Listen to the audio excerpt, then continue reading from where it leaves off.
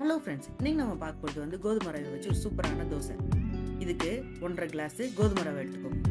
அதே கிளாஸில் ஒரு அரை கிளாஸ் உளுந்து எடுத்துக்கோங்க. ஒரு அரை டீஸ்பூன் வெந்தயம் எடுத்துக்கோங்க.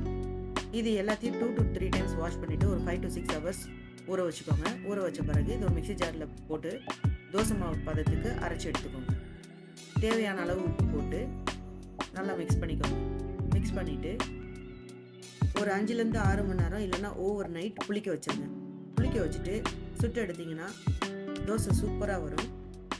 எஸ்பெஷலி இந்த தோசை ரொம்ப முருகலாக இருக்கும் அண்ட் ரொம்ப டேஸ்டியாகவும் இருக்கும். கண்டிப்பாக ட்ரை பண்ணி பாருங்கள். கமெண்ட்ஸ்லையும் டிஸ்கிரிப்ஷன்லேயும் சட்னி லிங்க்ஸ்லாம் கொடுத்துருக்கேன், மறக்காமல் செக் பண்ணி பாருங்கள். வீடியோவை லைக் பண்ணுங்கள், ஷேர் பண்ணுங்கள், கமெண்ட் பண்ணுங்கள், மறக்காமல் சப்ஸ்கிரைப் பண்ணுங்கள். தேங்க்யூ ஃபார் வாட்சிங்.